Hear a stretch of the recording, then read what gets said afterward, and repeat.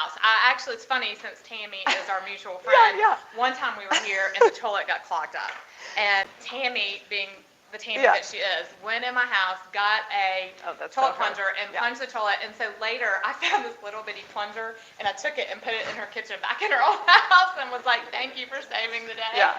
So you never know what might happen. Oh, trust me. Yeah. So anyway, we are so excited that you're here, and we are just honored, and thank you for trekking. Yeah. I know it was over an hour, right? And where is it? Ashboro?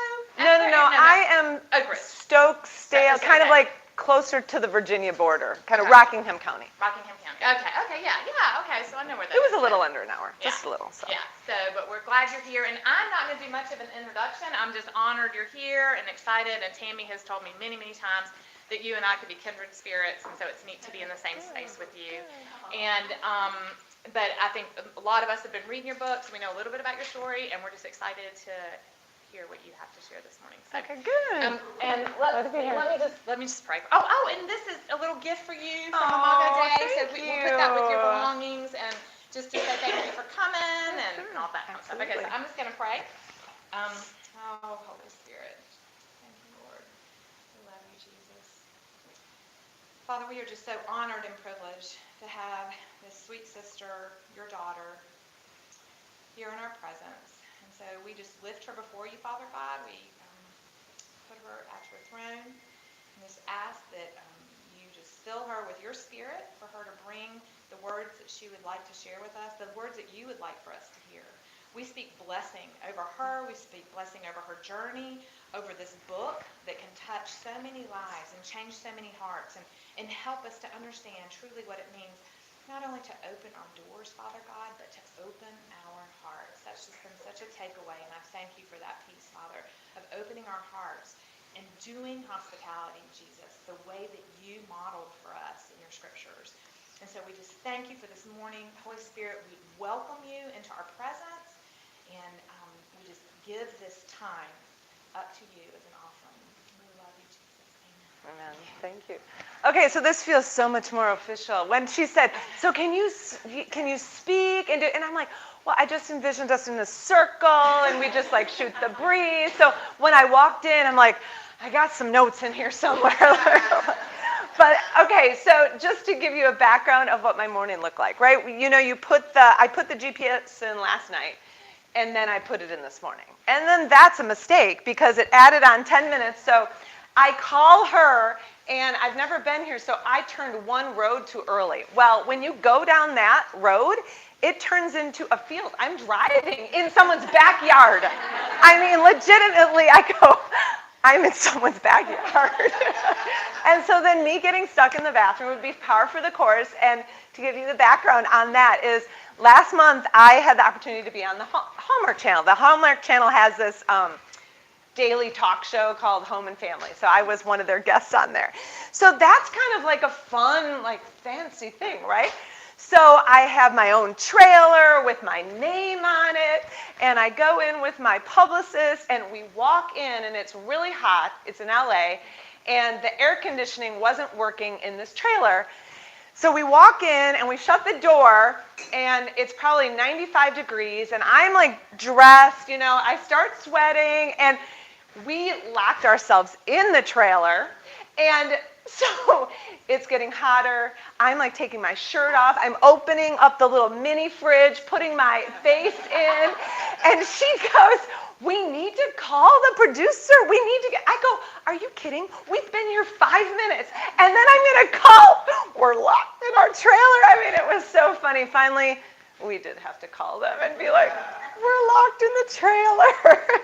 So yes, as you've read my story, those things happen, right? Beauty and Bedlam. And that was the title of my blog that started over 10 years ago. I thought, if I'm going to be here, I could talk. My notes here are literally for 4 sessions of a whole weekend retreat. And so I thought, some of the fun of maybe having me here is kind of getting the backstory. Like, you can read the story, and I don't know if some of you know, but then one of the latest Lifeway Women's Bible studies that came out is mine. And it came from the book. So the book leaves off, and while it's biblical and scriptural, as I started unpacking this whole topic of hospitality, it's amazing how I realized, okay, the whole theme of Scripture, if we unpack and shift what true biblical hospitality is, if we differentiate the difference between social entertaining and how we've allowed this notion of social entertaining to completely hijack, and I use that verb, it's a strong verb, because I really believe that's what it's done in our culture, is it's hijacked what hospitality is. And as I started researching and started studying the Scripture, and I've been a believer for 40-some years in utero, no. And so one of the biggest things that I've struggled with over my lifetime as a believer is apathy. You know, sometimes when you grow up in the church and you have a Christian family, and I don't, you know, in high school they'd want people to give their testimony, you know, tell their story, and I never had anything grand, and I was like, man, I gotta walk on the wild side so I have a better story, and so as I jumped into starting to write the book, it was amazing how the word is alive and active. And when you look at that Scripture and you look at the Greek root of what alive is, it's so cool because the word is energe. And if you spell it out in English, it's energy. And I went, okay, this is what it is, because the more I dove into the Scripture, the more I I became alive and passionate. And it just is amazing to me, because after decades, and you know, we all have these different experiences, right? There's times where we're just walking so closely with him, and then times where we just kind of want to take control and do it on our own because we're good.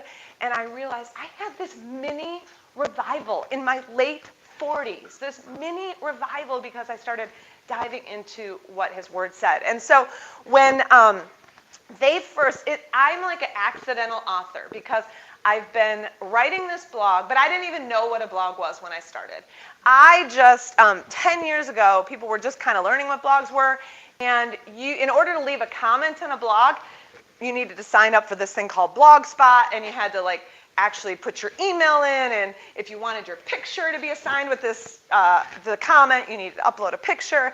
And so when I was doing that to leave comments, you had to put a name. I thought, okay, well, I like alliteration, and I was just heading into the high school years. We've got 5 children, so I've got 3 boys and then 2 girls, and I was heading into the high school years, and my baby was 5, and I'm like, oh, this is bedlam. And bedlam, which is chaos. It's an old-fashioned word. I thought everyone knew, but now, after 10 years, I realize a lot of people don't know what bedlam is.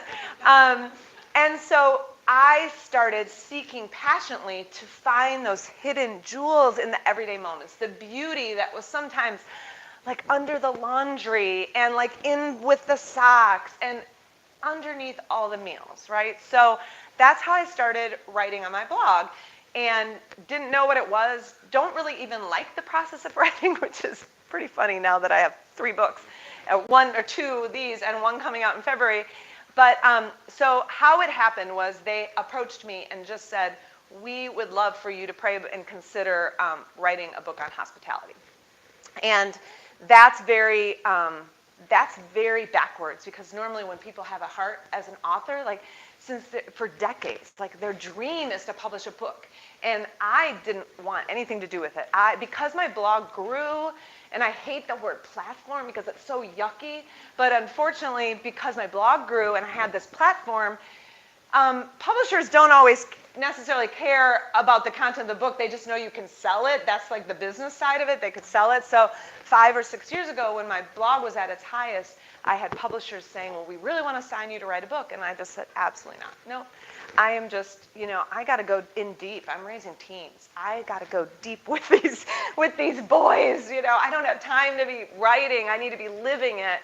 And so when I was approached now, it's kind of like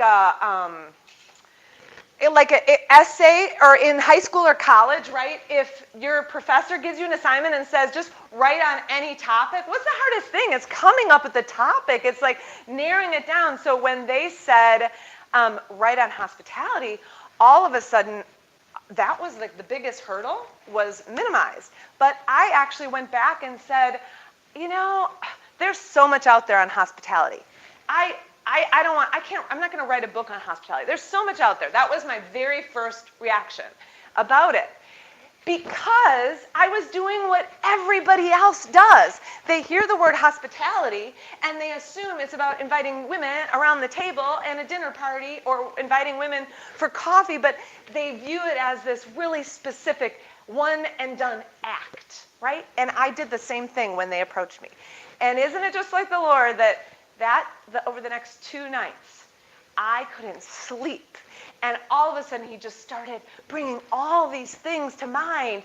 And you guys haven't gotten there yet, but the last couple chapters, the last one is hospitality as worship. And all of a sudden, he just started, and I started researching the words for worship and service and realized that hospitality, it's worship. It's this act of worship. And then in the Bible study, it expounds into hospitality as warfare. And how they're, a lot of times Satan, he thinks, oh, they're just having some little coffee. No, I think some of the best gospel-centered tools that we have to fight the enemy are forks and spoons, right? And so we can fight them. And so it was amazing because that night, over the last couple nights, the Lord just kept bringing things. And then you haven't gotten there yet, but I'm adopted. And it's not really ever been my story. I forget I'm adopted. And all of a sudden I realize, okay, that's the beauty of adoption. Adoption, not just in the physical sense, but then in the spiritual sense, is one of the greatest acts of hospitality ever known, right? We are welcomed into his family and adopted. And so I went, that's a chapter on adoption. That's hospitality. And so all of a sudden, all these ideas on how I could help and link arms with women, encourage and shift how they view hospitality, and it's not a one and done event. That's entertaining, and God is a God of creativity and order, right? He loves beauty. So if that is something that you love to do, if you, like right now, my home is getting beautiful, and I'm getting ready to do a little tablescape because it's Christmas, and that's fun for me. But that is a kind of a one and done event, whereas in shifting the mindset to hospitality as a lifestyle, hospitality as a generational cycle, I started, seeing so much more to it. And so what happens? In the very first book of Genesis, God, in his hospitable nature and one of his very first acts, what does he do? He welcomes us into the garden. And then all of a sudden, throughout almost every book in Scripture, you are seeing the undertones of how hospitality weaves its way through until what? The very last act in Revelation? I mean, we're all going to be sitting around the marriage feast, around the table, together in this amazing act of hospitality. And so you can see that as I started diving into it more, I laugh now at what the Lord did because I told him, no, I don't want to write a book on hospitality. And then I was 20,000 words. Okay, we had to cut so much in that book, and it's still 15,000 words over what I signed the contract for. And then I ended up having a Bible study and the accompanying DVDs, and then in February, one, like the practical one, Open Door Living, Simple Steps for Hospitality, where I give a few recipes, and it's picture, and it's hardcover, and it's pretty, it's coming out. And so that's kind of the backstory. I love how the Lord takes this very ordinary woman who is knee-deep in the bedlam and getting locked in bathrooms and driving through people's backyards. When we as women who want to have significance for the kingdom and point others to his glory, we open up our hands right there and we just say, yes, Lord, I'm willing and I'm available. Use me. You might not have much. Like, I don't have a pool house, but man, I wish I did. How amazing. How amazing is that? And I love that she uses it for his glory. But what did I have? You guys read my Power of One story? I had a thrift store sofa. And I had my painted table that I still have, and I just repainted it for those Lifeway videos. I was going to buy a new one, and then I went, wait a minute, That's exactly the message I'm not trying to send. So I painted it again with my chalk paint, and it looks great. And so we just say, Lord, use whatever little bit we have. And so it's going to look different for all of us, right? It's going to look different in our different seasons. It's going to look different based on whether we're working full time or whether we are empty nesters or kids, whether we're unemployed for a season. It's going to look different. But what's been so exciting and just I love seeing how the Lord can use this message to spur women on. So the book came out in April, and the Bible study came out actually around the same time. I just haven't, people don't really even know that I had the Bible study because part of the whole marketing thing, they wanted it to be two different titles so that they could differentiate. And I said, no, I really want it to be the same title because there's just something about just open the door that gives it simplicity. Just open the door. So the book is Just Open the Door, How One Invitation Can Change a Generation. The Bible study is Just Open the Door, a study of biblical hospitality. Very confusing, and now I understand why they wanted me to have two different titles. But I was like, no, we're going to do it.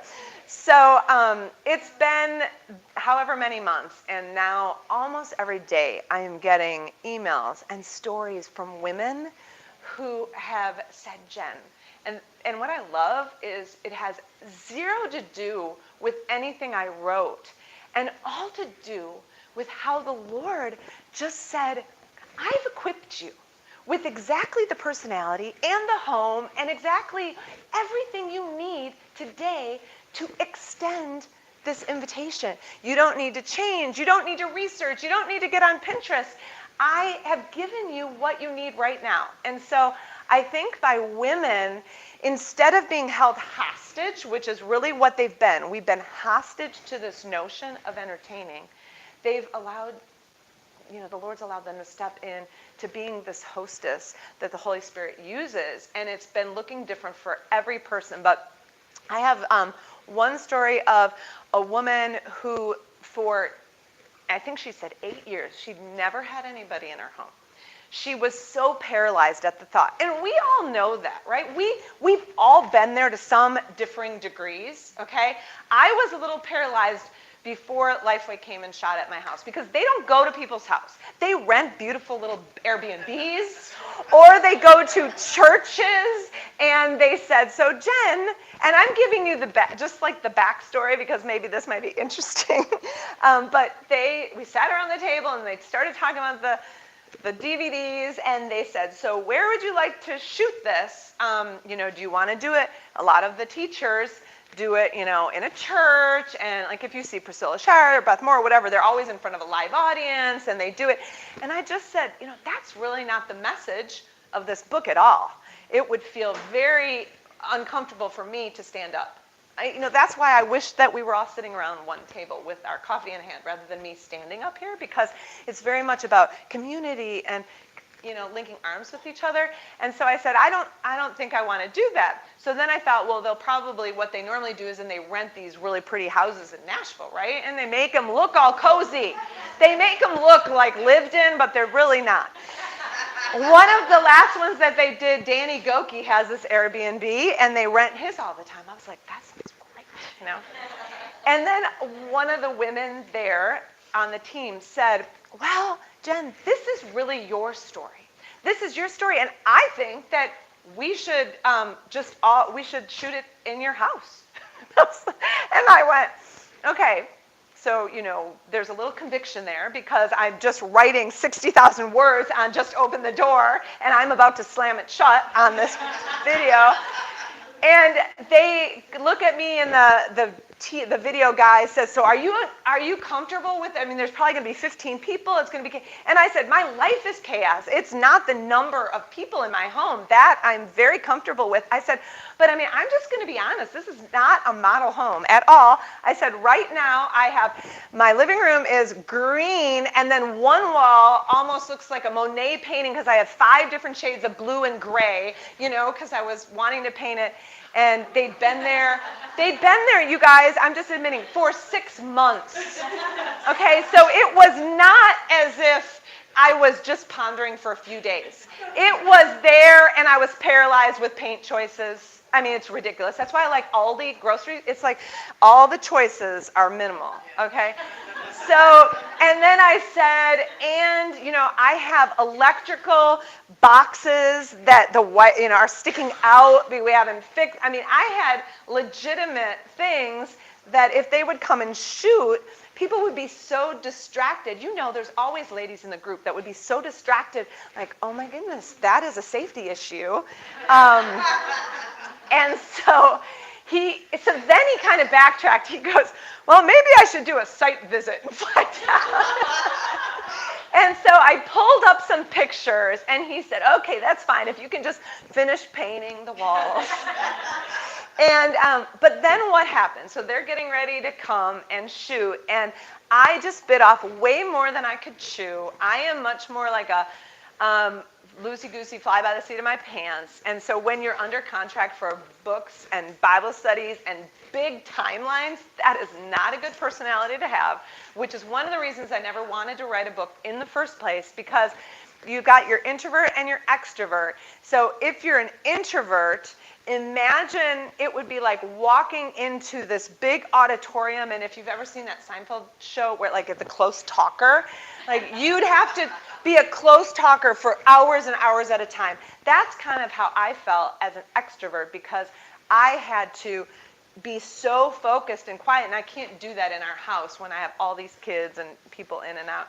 So all of a sudden, as they're getting ready to come down, I had the edits on the book due. The Bible study was 2 months behind in process, so I was shooting the videos for it before I had even really written the majority of the Bible study, which that's a no-no. And then our eldest son was getting married 3 weeks later. And we were doing the rehearsal dinner, and it was not in Greensboro, it was in Chapel Hill, and basically for 100 people, so it was almost a wedding, right? I didn't have my dress 2 weeks before the wedding. I mean, anything. I mean, it was just a mess. And so it was the first time, though, that I think the Lord allowed me to have such feelings of paralysis, such feelings of, I mean, when the video guy was there, you know, he literally said, start. Like, they do the whole clapper thing and everything. I mean, it's legit. And I mean, you guys, there were times I couldn't speak. I didn't even know what I was going to say. And it's rolling, and I was paralyzed. Well, if you can kind of tell a little of my personality, I'm never paralyzed when it comes to speaking. I'm not. I can get up in front of 500 people without any notice, and I will be fine. And in front of that camera, I was so paralyzed. Like, there were times I didn't even know what I was going to say. So now that makes you all want to run out and do the Bible study. But I see it as God's hand over that, because I went back then and finished writing the study, and there was so much more of a empathy, so much more of this compassion for women who honestly feel completely paralyzed and overwhelmed at the thought of having people in their home.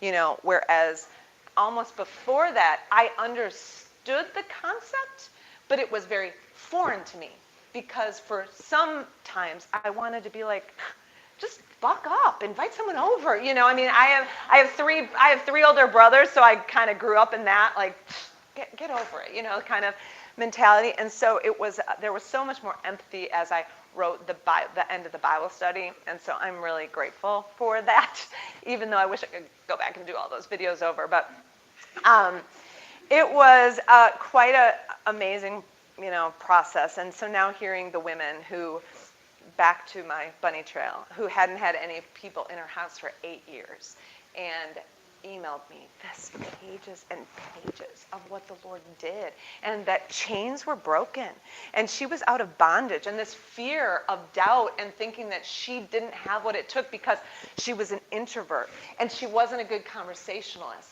and she wasn't a cook, and realizing that those were all lies that the enemy was using to hold her back from pointing other people to Jesus. And it was just so cool. And then she said it wasn't just the one time, that she has been repeatedly having people into her home. And what I enjoy is that's why the tag, how one invitation, right? It's not that we have to invite 30 women. We don't have to invite 10. It just starts with one simple invitation. And I think as we look at Jesus, the hospitality guru, and you guys read that chapter on taking your hospitality on the go, he did most of his heavy discipleship in very small groups, right? 3 and then his disciples of 12, but a lot of it was done in small groups. The woman at the well, it was one-on-one, life on life. And so being able just to encourage women in that way. Another story, and I was bawling at the end. I should have printed off her email, but she was pregnant with her 5th child, and I think she was 35 at the time. And her husband walked out on her, left. And so imagine 5 small children. Oh, she hadn't even, had her 5th without any support. For 10 years, she never felt the Lord release her from this marriage. Now, this isn't, I'm not saying this to be controversial, right? Because if he had an affair, Scripture's clear. So I'm just saying her story. She didn't feel the Lord release her from this marriage. And she kept praying for him and praying for him and praying for him. 13 years after he walked out, he came back begging for forgiveness. I'm reading this and being like, I don't think I'd be doing that. I'd be like, sorry, honey. But just reading her story, and she said, and she welcomed him back. Their marriage was restored, and she said, Jen, as you share about telling your story, and she had gone through the Bible study, and using this as a vessel, for ministry, and using it, because in my opinion, our home, when I look, I love that I get to share this with you guys now. I love that I have the opportunity to speak to people on hospitality and do this Lifeway Bible study, but when I look at my own ministry of doing life and going deep in God's Word, it wasn't any platform. It was literally using our door as one of the greatest launching pads for kingdom ministry.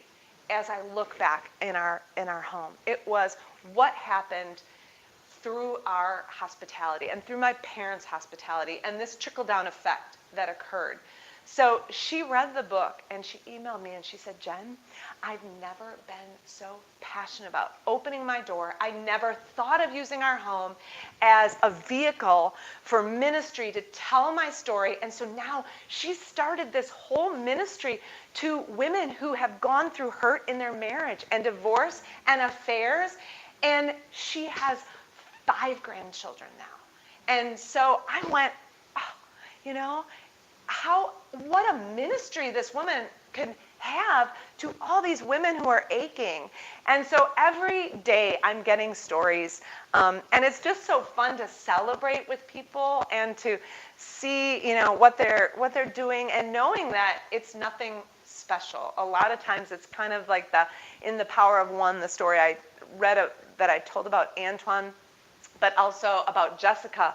I only gave a very small portion of her story, but I thought I'd read the rest to you of this email because there's a backstory that I didn't share in that. And this is when we had 4 little kids. And hospitality, it doesn't mean necessarily inviting people and that they've got to move in and live with you, right? So let's just get that off the table. That is a whole next level of hospitality. So as I share this, know that nobody has to be living with you. There's so many different avenues for hospitality, but this is one of those things when you do become a home marked with open door living, you're always the person that they throw out the name. Oh, call the Schmidts. They'd let you stay there, right? That just kind of starts happening. And so it happened just this summer. And a lot of times, we went through Thanksgiving and the holidays. And there's so many mixed emotions with, holidays and family. And I call it sometimes sandpaper refinement because, the sandpaper people that are in your life, they're grading on you and grading on you, but we want to look and ask the Lord, okay, it's refining me and it's refining my rough edges and it's making me look more like you. When I am in those, you're going to read it, I think, this coming week, but the uncomfortable yes. When you are in with people with hospitality that is hard and that is messy and honestly people you don't really even maybe like, the Lord draws us in. If we're living in community as the body and the church with the capital C and our local body, there are going to be people in that community that you don't like. And so you're choosing, love is your invitation to act. So you're choosing to still be more like him, be his image bearer, right? In the process of it. And so this girl, Jessica, while the little bit that I have in the book is all nice and looks very, inspiring, I did not enjoy the process of her living with us at all. She was a slob. I opened the door because somebody was in need, but it was a time in my life where we had 4 little ones. I was barely keeping my head above water. My husband, we went through seasons of unemployment. We had our own business. It went under. So all those emotions that come with stress in a marriage, stress in little kids, all that. And yet somebody needed a place to stay. And so our 4 kids were in one room and she had the other room. And in my mind, I think when I said yes, I was like, sweet, a college girl to come and, love on my kids and bounce my baby on the lap and I'll make the dinner while she plays with the children. It sounded really biblically, mature of me.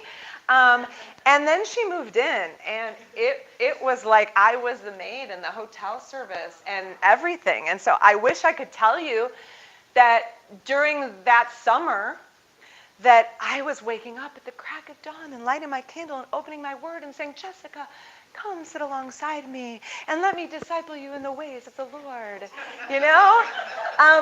It did not happen. It didn't. I mean, I know that I was kind to her because I'm not like I'm not really a mean person. I mean, I'm not, but I don't remember really a lot of bonding times, right?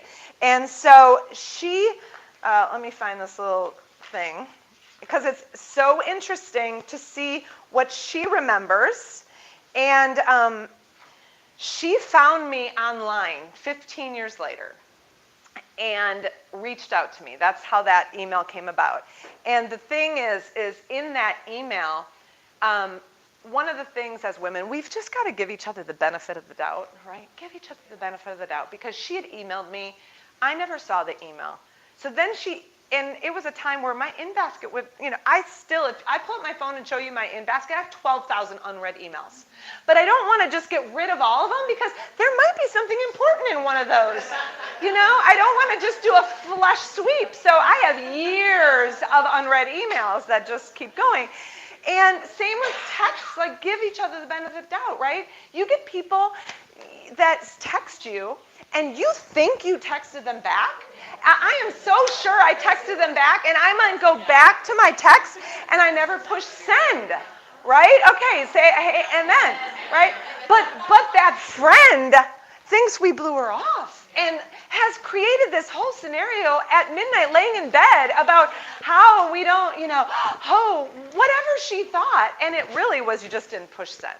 So give each other the benefit of the doubt. So Jessica, she emailed me with this passive-aggressive response and said, maybe this is one of those things where you left a mark on my life and you don't even remember me or even like me, okay? And that's because I didn't respond to her first email, okay? So, and this is what's in the book. I don't know if I put that in there or not, but it is, okay, so even like me. She said, but I remember you, and I remember the night I said you looked like your dad, and you told me you were adopted.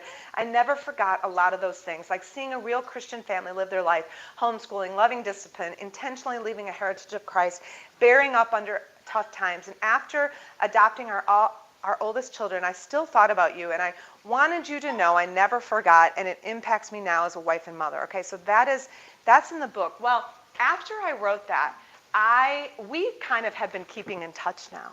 And I mean, she was a lovely girl, but she was 20, right? We're all selfish. I'm still selfish and I'm 49, I mean, so at 20, I was much more selfish. And so it wasn't that we had dissension in the relationship. It was just that I was at a really hard time in my life.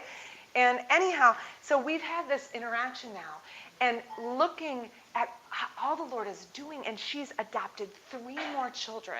And she is just walking with Jesus and pointing other people to here. But so this is the interaction, because I end up talking a little bit more about her in one of the videos. And she said, I think of you a lot when I see my life now. And so my point in reading this is not because this is anything I did, because now you know the backstory. I literally just gave a bed, right? I gave a bed. And maybe some macaroni and cheese. She said, I think of you a lot when I see my life now, the way my neat house morphed into papers, clothing, snack wrappers, and thickening dust. My long days no longer have enough hours. The appointments, music lessons, and sports, mothering being a gift and a curse some days, yet my tribe and my community can literally lift my head to see the blessing my life truly is. My life is so different. I'm navigating adoption of children with severe traumas, and some days I don't even want to get out of bed. But sweet friend, I saw you in the hard choosing the highest good. Your kids' socks didn't match. But this is what's so funny about what she remembers. Your kids' socks didn't match, but you greeted them each morning like you had not seen them in months. They knew they were loved. Okay, this is funny. I remember you would make mac and cheese and not fully mix the cheese in. I mean, raw. It tastes, it's homemade. It was made in my home. I mean, how does she remember that? I must have served her some powdered sprinkle on there. She said, and not fully mix the cheese in, but Greg would read the Bible to your kids after you ate. You choose not what was good, but what was better or best when it counted. I remember hearing you discipline your kids and the kind but firm way you would speak to them. You were with me with each child I put over my knee. Okay, this is not a debate about punishment, right? Time out, knee, whatever you want to do. It doesn't matter to me. As I told them their offenses, I told them how much I loved them, and so did God, and prayed with them. And to this day, they understand they were loved when they were disciplined. That short time in your house was discipleship. I hope you understand that your beautiful imperfection showed me the margin we should have in our lives, and that it's not about looking like a magazine or having it together. You showed me authentic beauty raising your kids while putting one foot in front of the other and being in the trenches of the hard. I gleaned more from you than you will ever know, and I remember every moment you did carve out with me. I appreciate you and your family so much. So I must have carved out something because I didn't remember. It was a glimpse into a godly home that shaped our home now, and I find myself having young mothers come to me for wisdom, and I wonder how I ever even got there. Jen, you began that legacy in me. You truly did. Okay, I haven't read that to anybody. I just printed that off and I thought, you guys, do you see? Just open the door, right? I mean, I can't even make boxed macaroni and cheese very well, obviously. That's what she remembered at that time. And yet we just have no clue what that invitation will do. So it doesn't mean she needs to live in your house, because anybody could come over at any time and see that maybe I've upped my game with the boxed macaroni and cheese a little, but they're still going to see the clothes probably in the corner, and they're going to see some clutter. And I've been known to have a dinner party with boxes, and I just put a beautiful tablecloth over instead of candle. Okay. So it is about this theology of hospitality, right? The cross, the cruciform cross. So it's not only vertical, but it's horizontal. So as our theology goes up and we point others to him, it can't stop. We can't be one that reads and studies and prays and then stops. Then we have to extend it out and go this way too. And that's when we link arms and we can bring everybody in and we can, love on them. And so it starts as one, and I'm super excited to hear how your stories are going to be in a year or 5 years or 20 years. I mean, I'm on the backside of it, and that's why I am so thankful that I did say yes to writing the book because for me, now I get to share. I'm on this backside. I didn't write it when my kids were young, although it would have been fine, but that story would have been so very different. And now being able to share my parents and my brother's story, my mom and dad, and how they opened the door for me, right? Their first act for me in adoption was a gift of hospitality. And how that trickle-down effect has impacted my brothers. Now seeing my nieces and nephews as they start having children, how it's impacting theirs, because this is a legacy now that's been inbred. And so a lot of people say, well, I didn't have that legacy, Jen. I didn't have anybody model for me. And the beautiful gift of that is our legacy starts today, right? My mom came from an alcoholic home. She never could have people over. Her dad was an alcoholic, and he was abusive. And so I'm so grateful to her that she broke that generational curse, right? And that she started. And I just get to be the benefactor as that second generation. And now our kids are third generation. And when I start having grandbabies, I'm too young for grandbabies, but I could. I've got a married son, right? He didn't even have to be married. I still could be a grandma, but just want to put that out there. Now I realize I need to be more politically correct in all my, because that's just the reality of life.